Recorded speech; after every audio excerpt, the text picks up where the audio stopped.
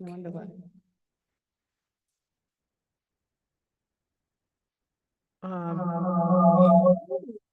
It's,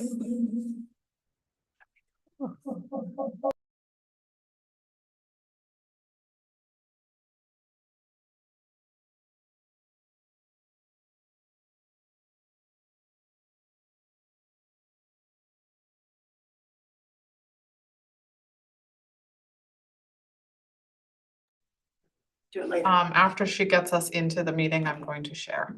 So we're on? all right, very good. Thank you for joining us. It is March 4th, 2025. It is 3:38 and we're starting our curriculum committee meeting. This is also being live streamed and will be available on MSAD11.org for call to order. And I will ask folks to introduce Linda Caputo. Alyssa Tracy. Megan Carlson. Thank you. Ms. Hardy, it's all yours. Thank you. Yes. Terry, can you turn the share function on? You good now? Great. Thank you.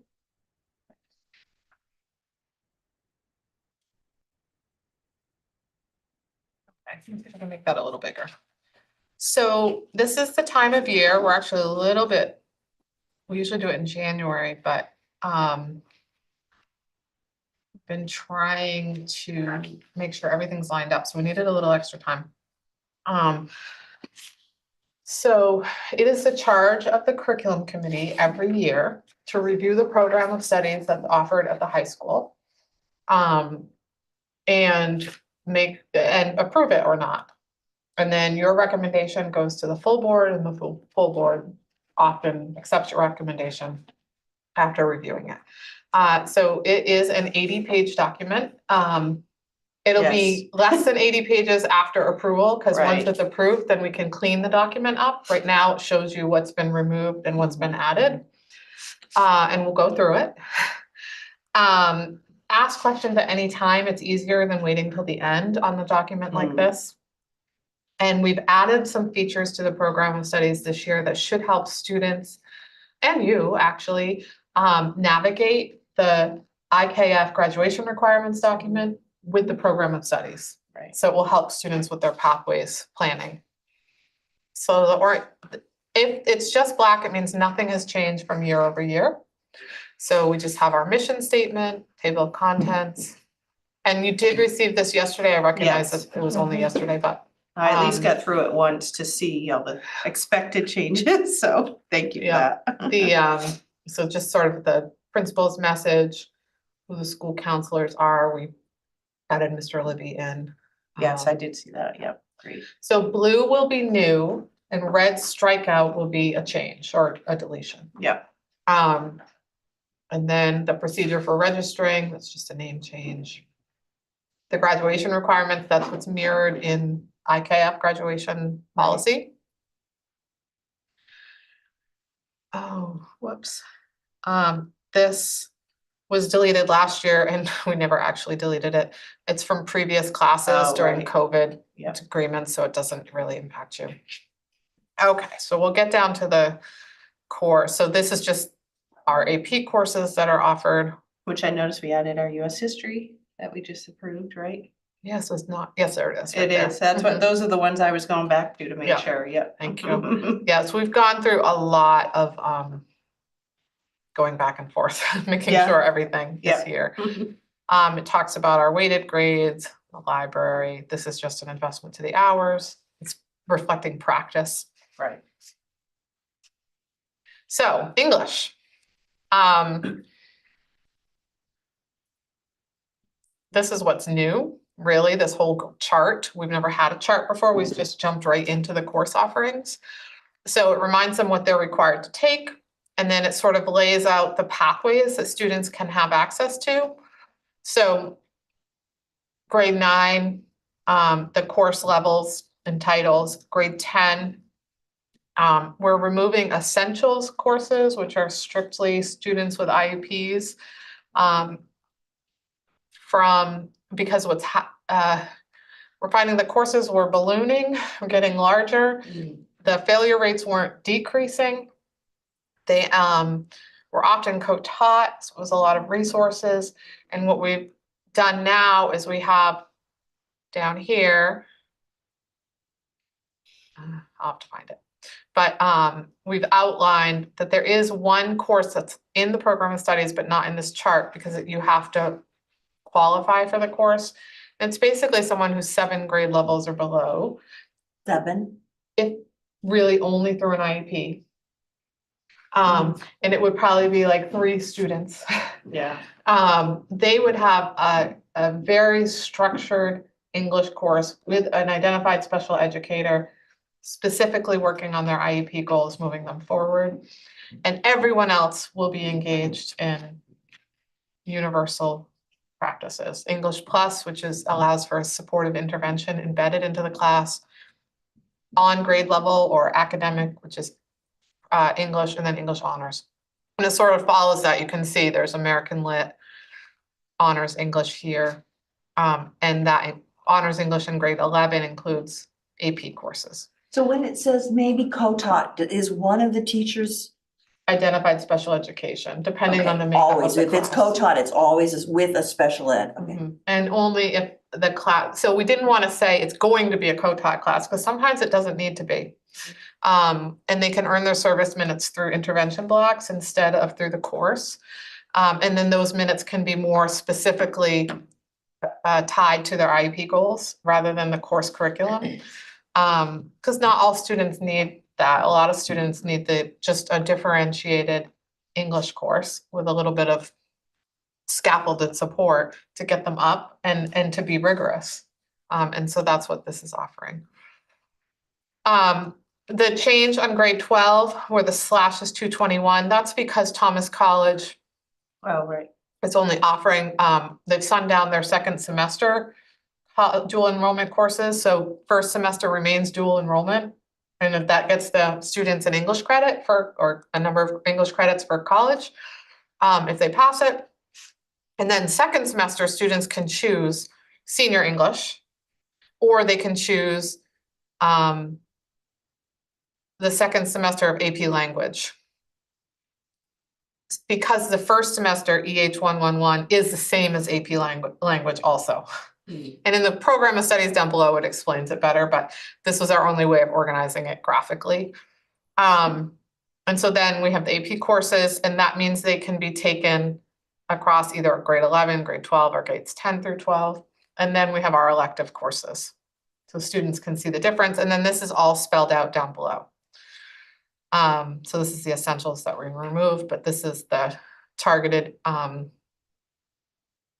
scaffolded English course that may or may not be co-taught depending on the composition of the class. But the instructional design is what we started this year, and it seems to be working well for students. And so this year currently is what's in red, and we've learned some stuff from the experience. And so we've modified the course description a little bit to better reflect what's actually happening in the classroom effectively with students. And then they get if they can have opportunity for extra support by having an intervention block, which is currently 80 minutes, but we think we're going to offer 40-minute intervention blocks, so they can have done like 40 minutes of a study hall or 40 minutes of executive functioning or skills or something. Yeah. And that's with a very distinct focus on comprehension, grammar, and word study. I do need to request an amendment here. After this was published, we realized it's an intervention block for freshmen and sophomores. And so we meant to remove the word freshman. And I didn't. So please take that into consideration. Otherwise, this is just part 2. All our courses are set up by part 1, part 2, if they're year long. Right. So part 1 registers in PowerSchool as semester 1, part 2 as semester 2. So if a student passes semester 1 but doesn't pass semester 2, they only have to retake semester 2 instead of the whole year. Does that make sense? Yeah. Okay, so then freshman English on level is college bound, but we're just trying to be really clear all the way through. Here's the same organizational structure for sophomore English. And then instead of calling it junior English, it's actually American literature, which is what we've had. mm,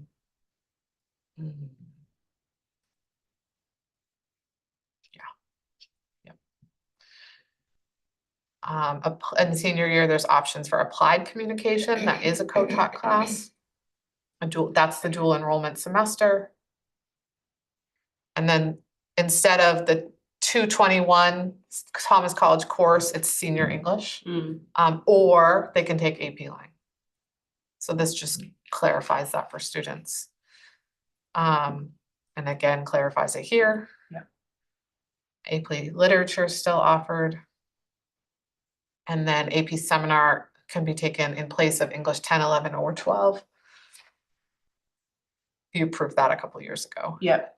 This is we just renamed it. It's the same thing. It's our multilingual learner intervention block with our multilingual learner educator for students who qualify.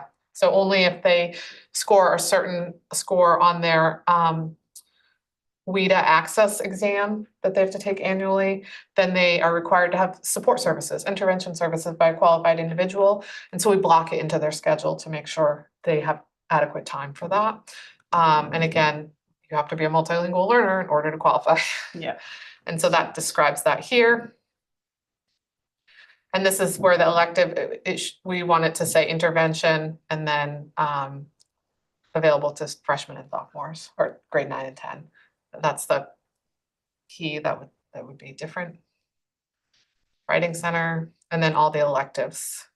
Now, we don't offer all of these electives every term, right? Right. But this is so that they can be offered based on student interest and based on staff availability and their workload when enrollment procedures are put into place.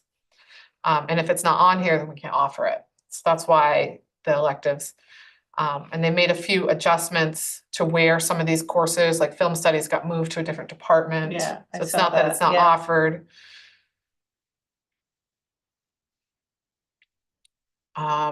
Questions on English?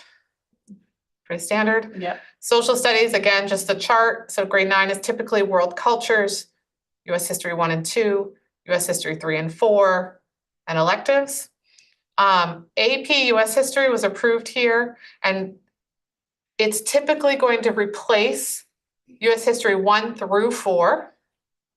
If a sophomore wants to enroll, they'll take it for 2 years. Right. And then they'll take the exam. For a short period of time, we will supplant US history 3, 4 and take an accelerated 1-year course, because some students are going to age out of the system and not have access to it unless we do it that way. And that was that caveat that you approved this fall or last Yeah, it was spring. not long ago. And it won't be continuous, but it is for now.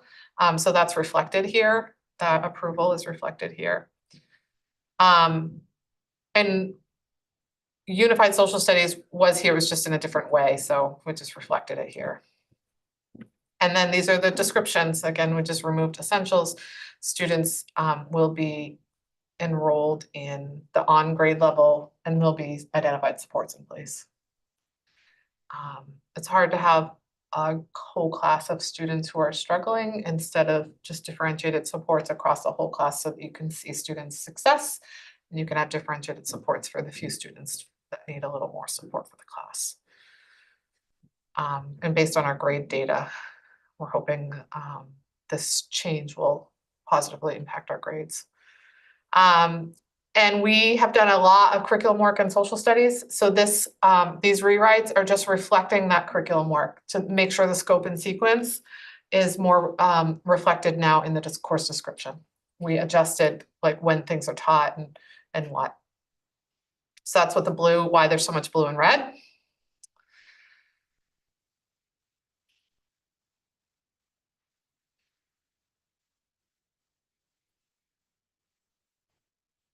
Not sure why placement is removed on that, but get the idea.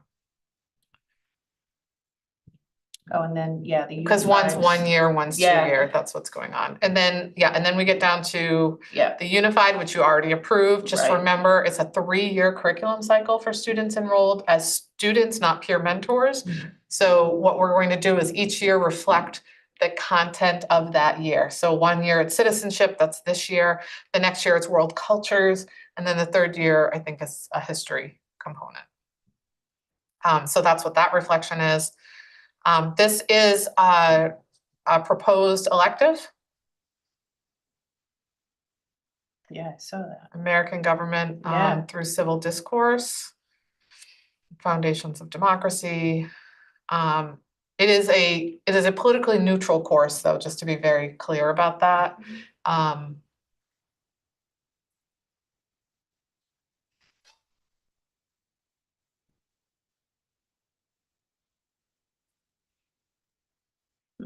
Cool. And then they just added the word opportunity to dual Yeah, I enrollment. see that, yeah.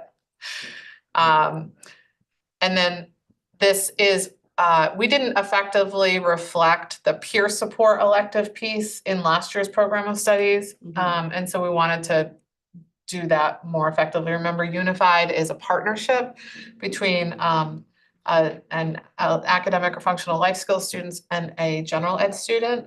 And they enroll the students in life skills, earn their social studies credits, and the students as peer supports earn elective credits. And it's an authentic partnership through the course, but they do need a teacher recommendation in order to enroll in the elective, to make sure they have the skill set to be good partners. And we wanted to clarify what that looked like and sound like, so we just wrote it differently this year. So that's the blue. And that's social studies. Any questions on social studies? Okay, math. You've made some changes in our third year. We still require 3 years. Algebra 2 is now an option, which gave students a little bit more flexibility. And so we made a chart. And we've gone through this when we went through financial algebra, so I won't spend much time on it, but Yeah. basically options for year 1, options for year 2. If students take algebra 1 in 8th grade and passed it, then the asterisks are their options, That's right? It's a right. little Yeah. different. And then year 3 plus, if they take more than 3 years, options, year-long options versus semester-long options, and they can add a couple semester options to make a year and get their 3 credits. Half year is half credit, so they need a whole credit. And there's nothing new except for financial algebra, which you approved last meeting. Yeah. And this is because we didn't really write up the pre-algebra last year, which is, we got it approved, but we never got into the program of studies because it was an amendment, so that's in here now. And again, you can't just sign up for pre-algebra, you have to be assigned into it based on your academic record and your willingness. So, and then we go through the math courses, and these are just adjusting because we don't need as many co-tots in algebra 2 because that's an option now. And same with geometry. I didn't remember to turn it red so many times as I've gone through this.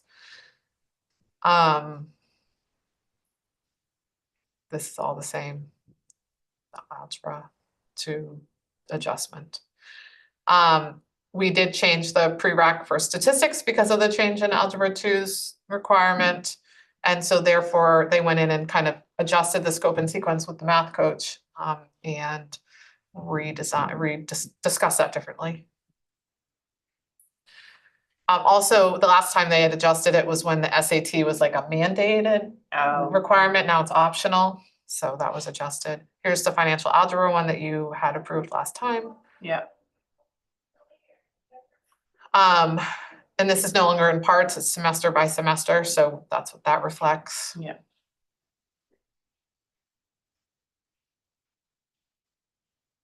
Same with computer science, it's 1 semester option. Mostly for workload too. So that's math. Questions on math? Even from the former math teacher? No. We spent a lot of time last time on that. Yeah. Science, okay, so their requirements are on the top. And then we made this little chart. So the outdoor science class, that's the earth science side of investigating science. So that's a semester, and then they take a semester that's inside, really, sort of inside, on astronomy and engineering. The biology options, And then we're required to have a half a credit in chemistry and half in physics. Many of these are more than half credits. In the science department discusses that as ensuring students are adequately prepared for the pathway they want to go into, especially if they're interested in science and math.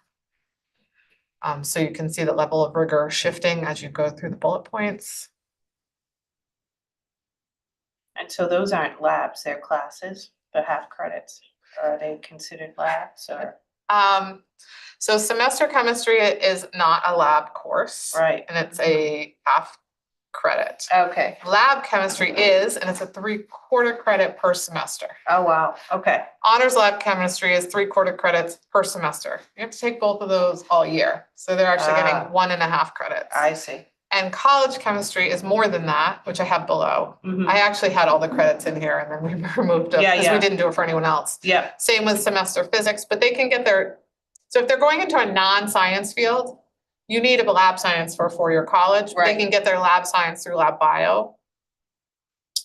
And therefore they can have a little more flexibility in chemistry and physics to technically meet the lab science requirements, usually for 4-year institutions. But if you're going into science, you really want to take more lab sciences, But right? AP Bio doesn't have a lab component, right? It is, yeah, it does. It does? Yeah. Okay, that's why I wasn't So sure. I can Okay, no, that's lab fine. included. That's what I was just confused about. I'm glad you said that. Yeah, And then physics, the same sort of thing. yeah, okay. Not so interested in physics, I will take my half semester. Yeah, gotcha. A little bit more, here's my 3/4 credit. Okay, And And then I'm the really interested in, I'll take the honors. yeah, gotcha. Okay. And then there's anatomy and physiology options for electives in forensic science. Very good. Because they have so many other classes, it's hard for them to be able to offer electives. Right. And they haven't always had, they have some really cool opportunities in the past, but they haven't had a lot of student involvement. So that's kind of discussed down here. You'll see, this is not in the chart. That's why it's blue. It's not in the chart because this is another one of those situations where we used to have a class called Biology for Daily Living. And then they had like an essentials for science class and so on and so forth. So we weren't quite ready for like a unified science class because that really requires peer mentors. And that's a lot. We're starting to add too many layers for students that we're not really prepared for a lot of electives. We don't know what the interest level is. But we wanted to really think about for students who are on a very different pathway, but need to meet their science requirements. And this is why it's through IEP or principal recommendation only.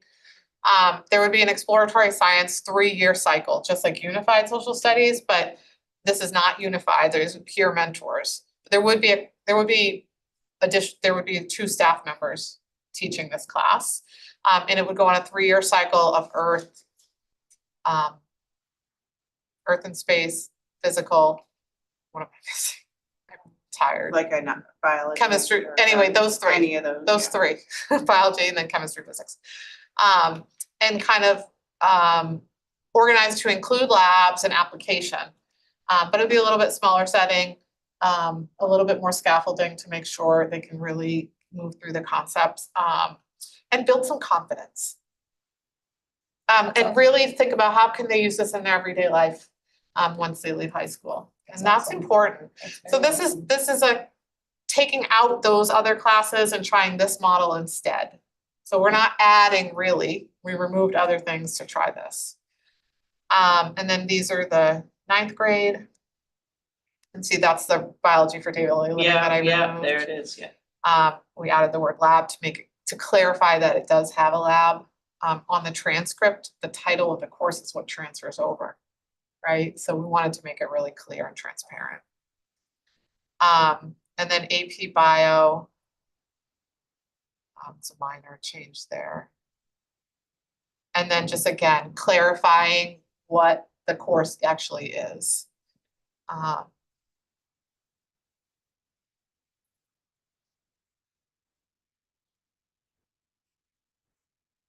Honors. Oh, okay. Does that make Sorry. sense? It does, well, and we are having conversation in my house about college chemistry right now, so that's why I forgot that was a dual enrollment. Yeah, so college chemistry is not often offered every year, although Right. there's been some years we've offered it year after Yeah. year. Yeah. And Mary Witten can speak to that pretty closely, but some students are nervous about it. Right. So they will take honors lab chem instead, Right. but they're capable of taking college chem. I think I literally said that sentence. Yeah, because there's a In my lot, house. there's a lot of math. There is. And yeah. it does earn a student up to 4 college credits when they, like checked off when they go to Yeah. college. Right. So, because it's a year-long program, it's dual enrollment with Kennebec Valley Community College, so it tends to apply to all our UMaine colleges as Right. well. It's rigorous, but they're really well prepared coming out of the class. Right. So some years it's every other year and some years it's in sequence. It sort of depends on students' confidence Yeah. and readiness to take the course. And this just discusses how it's really important if you go in for one term, you do 2 terms. Do both, right? Yeah.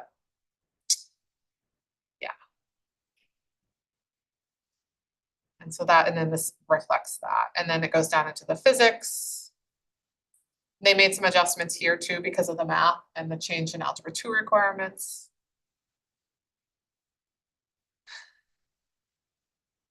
And then electives.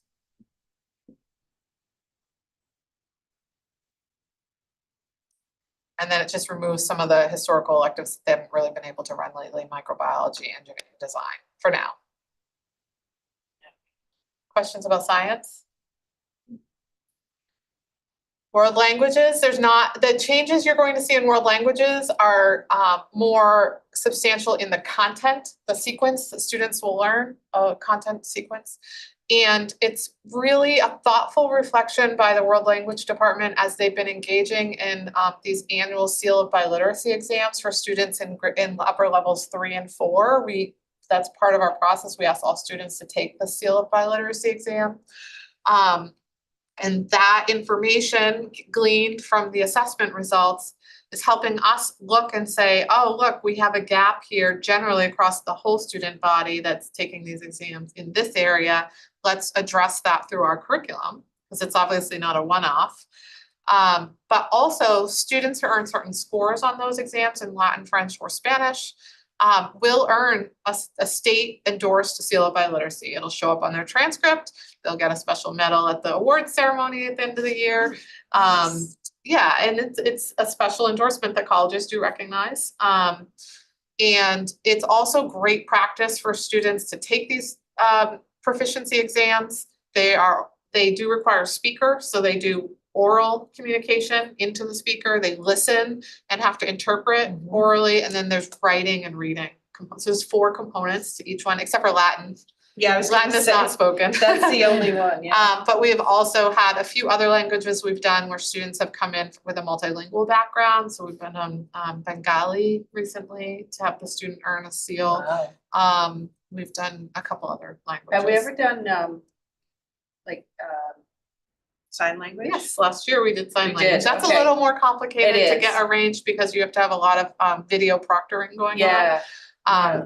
But we have done it and someone That's has cool. earned it. So My alma mater in Massachusetts has it on theirs, and I was always like, oh, I wanna ask that. Yeah, it's a great thing. We actually have a lot of participation comparatively with the state, and we earn a number. And at some point, they're just finishing up the exam process now. Oh. I will ask the team for us to look over the last Yeah. 3 years and see what our proficiency percentage is. Oh, How cool. many of all the students who've taken it, how many have earned their seal? What's their Yeah. percentage rate? I don't know if this statistic is recent, but at one point it was the second most spoken language in the US, Which is Spanish? sign language. Oh, sign language. Oh, yeah, and we haven't offered sign language. Sometimes adult ed will offer sign language. We haven't offered it, but if we have a student whose home language is sign language, or they are proficient through other means, we will support them in earning the seal. Oh, that's good. Yeah, Nice. we don't right now have the capacity to offer sign language, but it is obviously a very Yeah, universal awesome. skill. that's great. It would be great to have. Yeah. But we do offer Spanish, French, and Latin. And I mean, I'm not a student, so I don't know, but it seems like it's it's embedded now in the program of studies, and students are getting used to this idea that when you get to level 3 and level 4, you're going to take this. It will help them for any placement exams they might have to take in language going into college. Sometimes you have to take a language requirement in some colleges, and so you have to take a placement exam. So this gets them ready for it, Yeah. really, in a lot of ways, and that tends to get them into higher It courses. also, in some jobs, if you're certified bilingual, you make an extra 10% or 5%, depending on where you are and what the job is. Yeah, right. So, And the more proficient and comfortable they feel taking these sorts of exams, and applying the skills that they're learning in the classroom in that environment, the more successful they can be in applying it in other settings. So it's kind of exciting.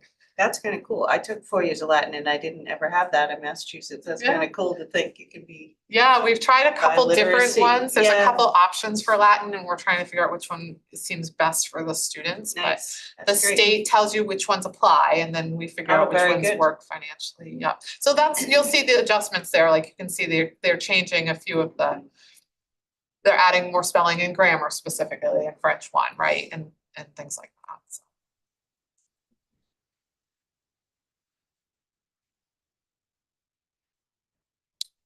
And as you can see now, we've added that statement. So when they're getting into Yes, the I upper did see level. that, yeah.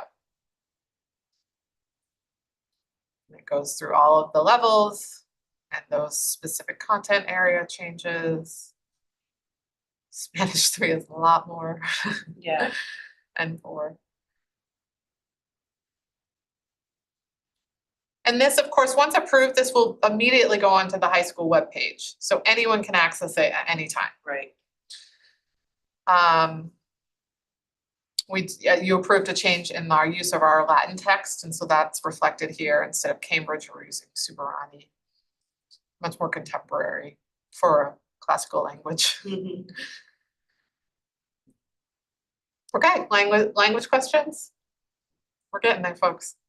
Visual and performing arts? I don't think there's I didn't almost any change in I any didn't of this. see any, yeah. And again, while there might be a lot of offerings, it depends, of course, on student enrollment and interest in that kind of puzzle that we put together and what ends up being available. Video, we had to make some adjustments in video. One, we have a new video person. instructor. And we are still sort of in the nascent stages of offering these types of programming. So we're getting a lot of feedback from students and then trying to check it against like standards in this field. And so they've made some adjustments on sort of what the scope and sequence will look like, and that's reflected here to have it be a really successful student project for students and have it be substantial. And so then video production 2 got rewritten because we learned some things. So then we remove specifically sports photography and videography, but parts of that are now embedded in the other courses.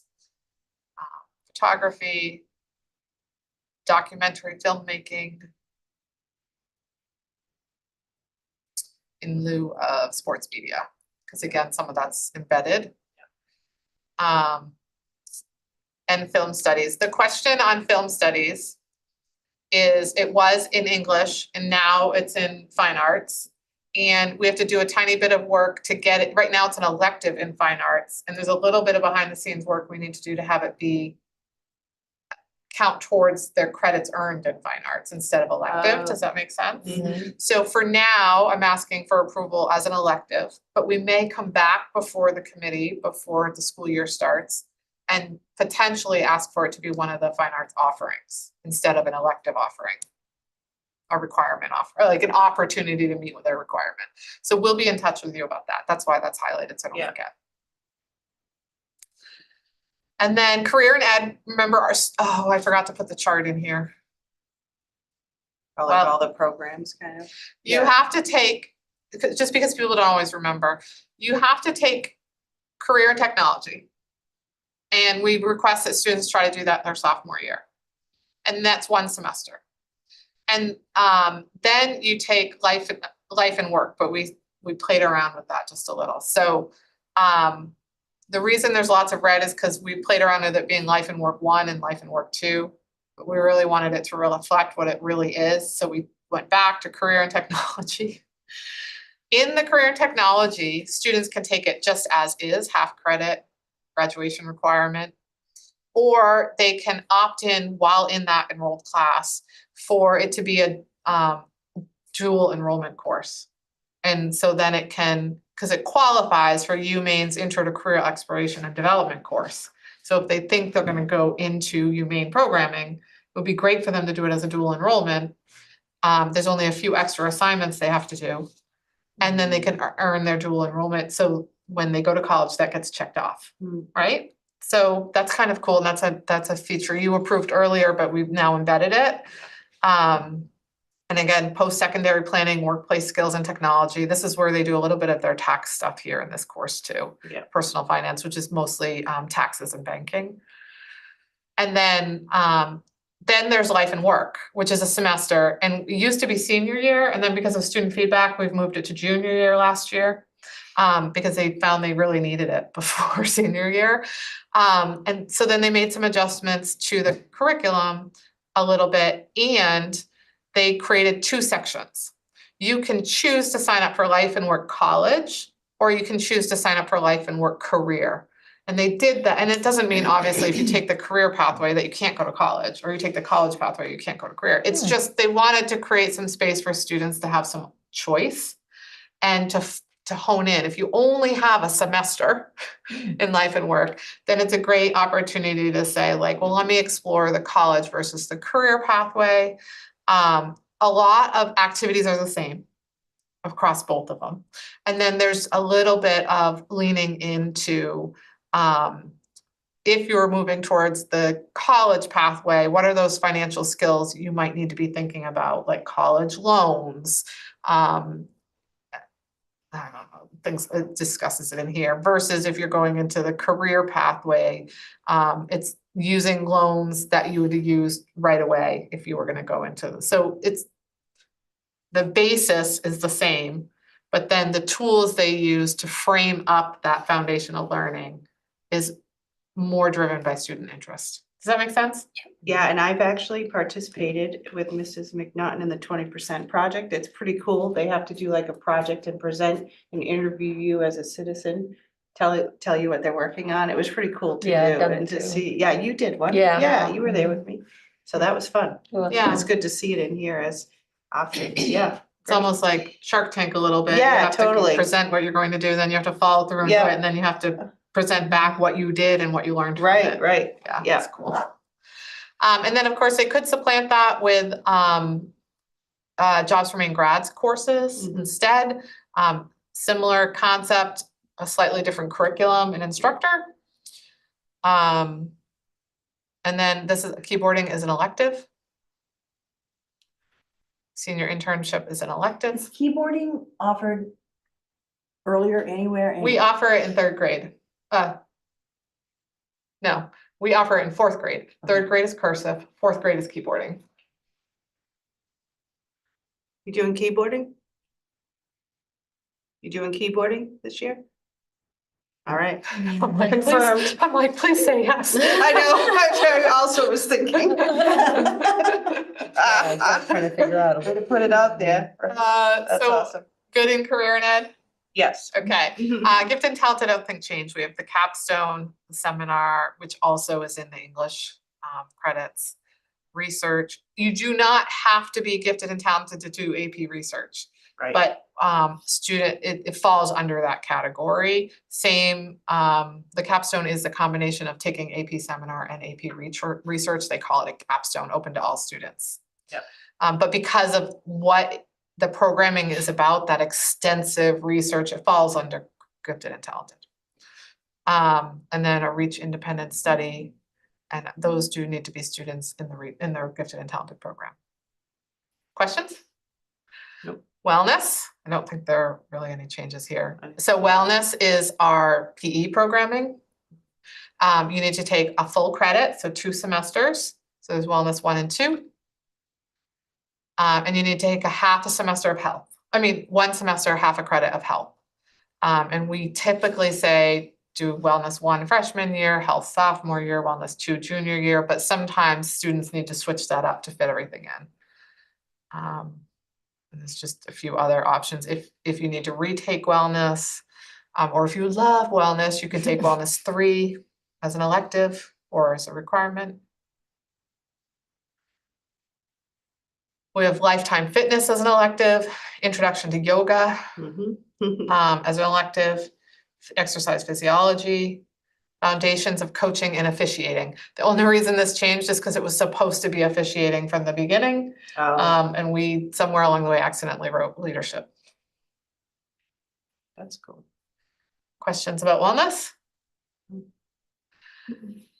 The RISE program is our alternative education program, but you approved the renaming of it to RISE, so that's what's mostly reflected here. They get a lot of their credits through individualized and small group instruction, taking core courses. Some core courses are taken out in the general ed setting in the high school, and then they can earn some electives through RISE as well. And those are we just updated what the electives through RISE would be based on staffing, student interest, and availability of course material. So current events, reading for fun, film studies, those are, and of course, they can always, if depending on who the student is, create a pathway to take an elective in anywhere, from anywhere in the program of studies. It's just if they need space in a small or individualized programming, they also have options. Children's, yes, children's lit, labyrinth lit. And that's RISE. Yep. And then special ed. This is your approved functional and academic life skills program. You've already approved all that. So that's in here. Then just as we've gone through, there's a couple notes we've had to make about things we're supposed to be doing. So those are in there. Or we wanted to make sure that functional life skills, if students qualify, they should be able to take unified social studies, but we hadn't thought about that flexibility that is necessary. So that's what's reflected here. And then these are 2 proposals. One is just a placeholder. It would have to come back here to you. The top one is just another way to ensure that students have programming with content area specialists rather than only life skills specialists, and some peer mentors. So more opportunity for them in a specialized setting to have their physical, and cognitive needs met, but to be as mainstreamed as much as possible. And so we do have some interest and willingness in the PE department to have a unified wellness program, PE class. And we have workload availability for it because it would just supplant an essentials class that we no longer offer. So it's not like we're adding to people's workload. The unified art class is really just a concept right now. There would need to be some training and a full-on proposal and a workload study done. So for now, I kept it in here for you to be aware, but we would need separate approval from you officially. Because the behind the scenes work hasn't been done yet. Any thoughts on that? I think that's great. I think Both of it's them. awesome. Yeah. Super awesome. It seems something that would be accessible and interesting for general ed students as well. Yeah. Yeah. What an opportunity for leadership for them too, for mentoring and Yeah. so forth. Yeah. Exactly. Yeah. That's And great. we're imagining it would capture a different audience. Students that might be interested in unified social studies might not be interested Yeah. in unified PE. Yeah. And therefore they could Totally. have some choices. Yeah, Or that makes as I sense. see art. Yeah, I know. I'm hoping that we can make that I work mean, too. all of any unified, anything, it's just such a super concept. It's really, really Yeah, great. so just making sure there's a balancing act so that our workload is Right. manageable with the Yeah. staffing that we have. And that is pretty much it. The Capital Area Tech Center, it's their program of studies. was We embed it thinking- in here, so that's Yeah. why it's blue. We really don't have any authority to edit their programs. We Right. just include it. So all of the rest of the pages are theirs and you had access to that. Yep. Any other questions? No, thank you as usual. So we would need a motion inclusive of the amendment to shift freshman electives to I mean, freshman interventions to interventions, so that it could be for freshmen and sophomores in English. And I didn't hear anything that you wanted to remove. No, I don't think so. Would you like to do that? I'll second. Okay. I have to say what you just said without messing it up. Mhm. A motion to move freshmen, what's the next word? Intervention. Interventions to just interventions as requested Right, in this yes, I document. second. Okay, To ELA interventions. thank you. Yeah. Okay, and Linda seconds. All Linda. those in favor? All right, Okay, Three. and then Was it unanimous? it was. Are you done with your? one more. So now we need the full approval of the program of studies. The program, yeah, I will put forth a motion for approval of the program of studies as we were given. I'll second that. All right. Any discussion? Looking around, no, all those in favor? Unanimous. Again. Yep, Now I can stop sharing. great, thank you for all that effort by everyone too. Okay, thank you. Okay, the other piece is our opportunity culture update, and it Yeah. is just an update. We can go into detail based on what you want at another meeting. But just as a reminder, opportunity culture is a concept that comes from a body of research around instructional leadership that comes from Arizona State University and has been interpreted by Public Impact out of North Carolina. And is being funded through the Davis family. The planning process is being funded through the Davis Family Foundation directly to our partners, not to our schools, because there's no costs associated with the planning on our end. We've been through this process now almost a full school year, and with the school teams, and a full school year last year with the district design teams. This is not a new thing that's being brought up. We've brought this up many times before. As a reminder, the idea is to develop an instructional leadership ladder to strengthen opportunities for instructional support, collaboration, data analysis, and ultimately to improve student achievement and increase student growth, and to create a more sustainable system for our educators and administrators. And that's where it falls under the strategic plan is educator sustainability. So the first page is just an overview of the student impact. I can include this in the minutes. Oh, that'd be great, yeah. Yep. It's just sort of their like overview graphic Yeah. that this works. The second document is just bringing you into the school design and hiring process timeline that we've gone through orientation, the design process, presentations to the district design team and external partners from each school team, feedback to the school teams on their plans. 3 plans were approved out of 6. 3 plans were sent back for additional feedback, but not approved. If they have Just 2 need more. options, they Okay. can work through now and April vacation to work on the feedback that's necessary, the adjustments that are necessary to fit the 5 principles. And one of the principles is being budget neutral.